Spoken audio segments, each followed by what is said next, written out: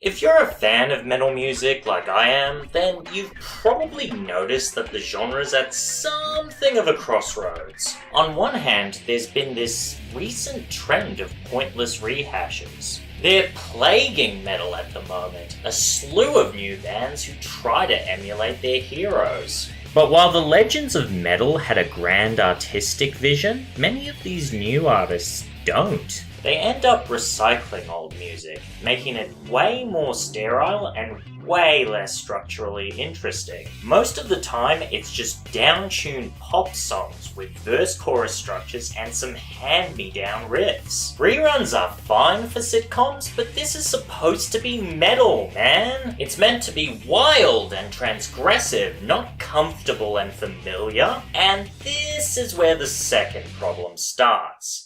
See, instead of choosing tradition, a lot of upcoming metal bands are choosing the path of novelty instead. This helps them stand apart, but not by actually doing anything new. Instead, they just change some surface level elements. You all know the bands I'm talking about here. They're the band who interrupt their death metal chuggings with sudden ambient breaks, or the band which slaps some brass over distorted guitars with no concern for producing a cohesive aesthetic texture. Oh man, this riff I made is really terrible! Maybe a saxophone solo will help it some less!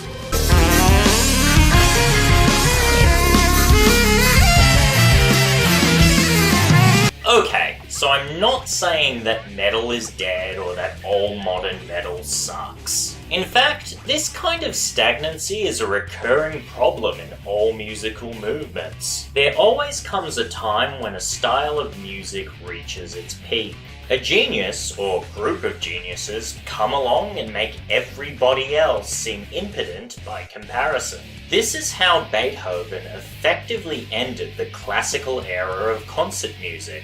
His Fifth Symphony was an apotheosis. No other classicist could hope to rival its evocative force. Every new composer had to become a rule-breaking romantic just to carve out their own niche. In the same way, extreme metal pretty much peaked in the 90s. Bands like Immortal, Demilich, Skepticism, and Atheist set a standard of almost unreachable perfection. Since then, few bands have been able to measure up. On the bright side, we now have a huge well of inspiration to draw from.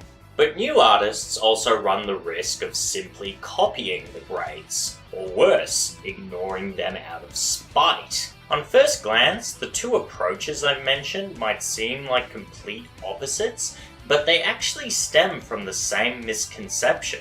The idea that the superficial level of music is what really matters. One guy believes that all it really takes to make good metal is some crunchy guitars, some blast beats, and some screaming.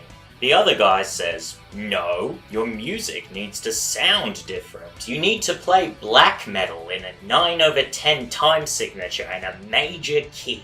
In actuality, they're both saying that art should be judged by its cosmetic appearance alone. The thing is, real inspiration, the kind that helps you innovate, is actually really hard to come by. And it's even harder to put into practice. The core conceit of any great work has to radiate from the inside out, not the other way around.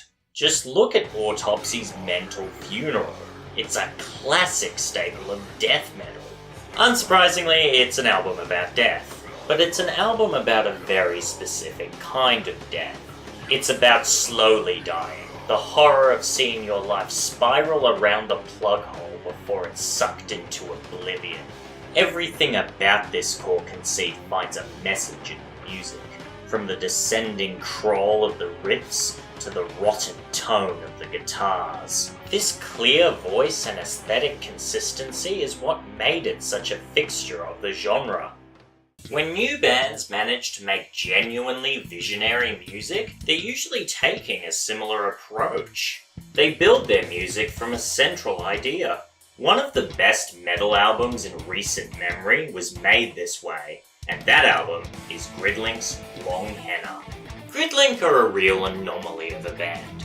They play grindcore, a genre of metal where songs are played in violent bursts. Its brutality is similar to that of death metal, while its speed and brevity are more reminiscent of hardcore punk. However, Gridlink are known for their fulsome, virtuosic take on the genre. It's even led some people to dub them tech grindcore. And if Gridlink are unique enough to be regarded as a genre unto themselves, then they must have developed a clear artistic voice. Such music surely sprang from a rich source of inspiration, an exemplar of high art, likely pioneered by the ancients, dignified and proud.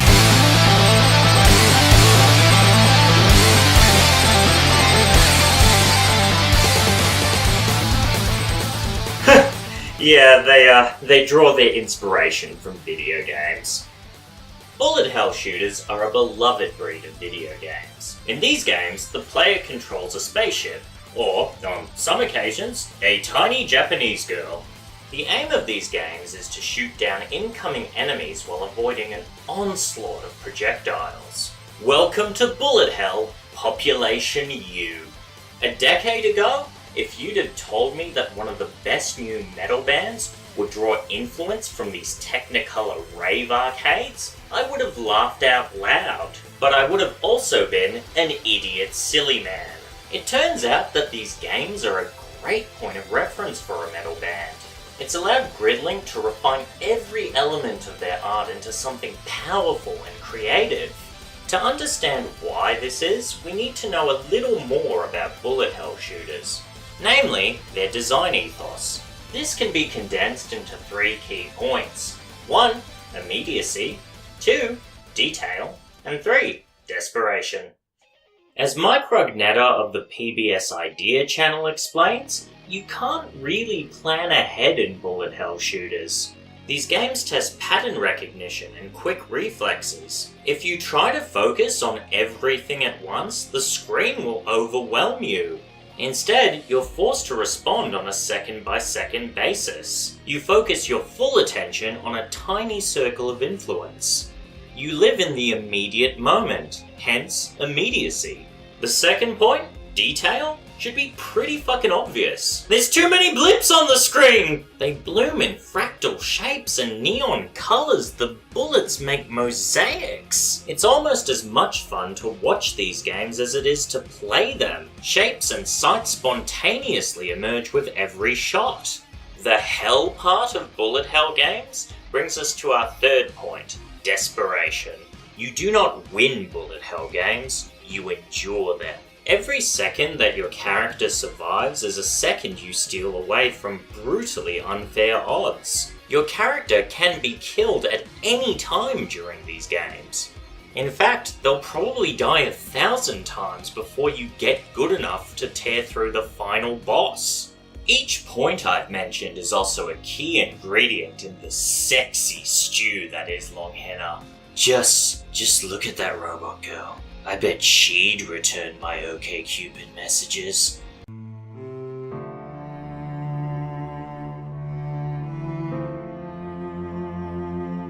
The compositions on this album perfectly reflect the bullet hell aesthetic. They're completely restless. Twin guitars burst forth within the first few seconds and unleash a flurry of notes. Riffs are stacked upon riffs, repeating like enemy patterns, changing and mutating with a phrasal logic. It's so fast that if you try to pin it down, you'll be left behind. It's incredibly dynamic, immediate music. Each song is also an orgy of excess. Gridlink never resort to the kind of lazy, open-string strumming that so many other bands utilize. They construct melodies that are always surging forward with a lively sense of movement. The guitars often harmonize as well, which makes the whole thing sound even denser. If that wasn't enough, there is some incredibly florid drumming that provides a rhythmic bass line and keeps every composition tight. Longhena is just packed with detail.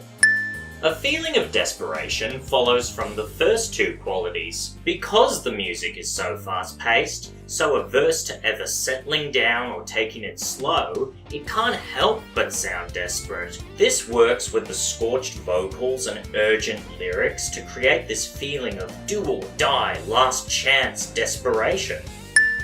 And I could honestly go on about how brilliantly crafted the whole thing is. On this album, new melodies are introduced one after the other at a breakneck speed, yet it never sounds random or disorganized. Though many of the riffs are radically different, with staccato chugs alongside tremolo-picked blurs, there is always a smooth transition between them. This is because the drummer usually adds an interim flourish to prepare you for the next section, or because the previous section has come to such a definite close that your ears can't help but expect something different. It's really, really good music, but it's music made in the service of a higher purpose. It embodies the desperate struggle to survive against suicidal odds, the thrill that comes with every precious moment stolen from death, the borrowed time of collective humanity, railing against a cruel and unjust universe. This is our will to power,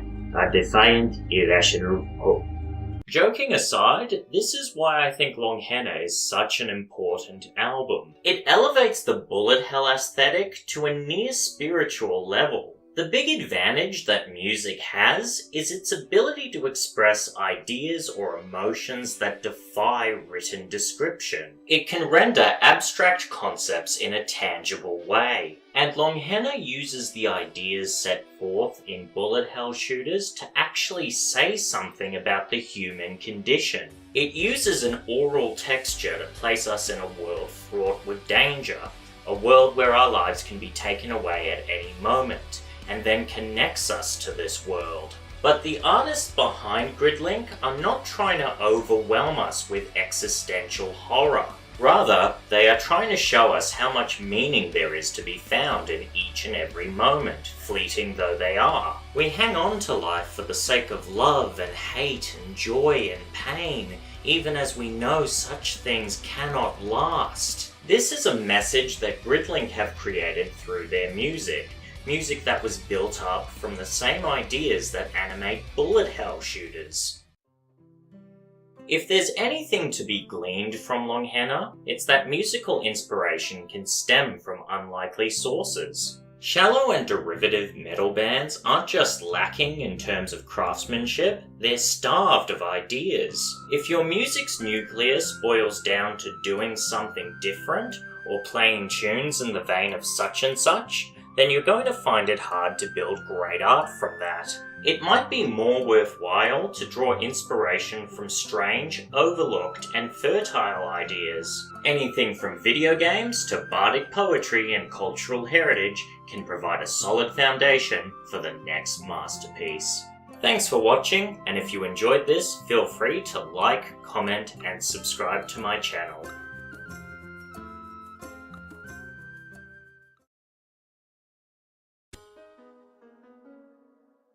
Hey bros and girl bros, just a quick heads up that I do have other videos on my channel. One of them is an analysis of the Hateful Eight, and the other is me shamelessly gushing over Bernie Sanders. Also, if you'd like to chat with me over the Twitter, I have a link on this video. Until next time, stay golden.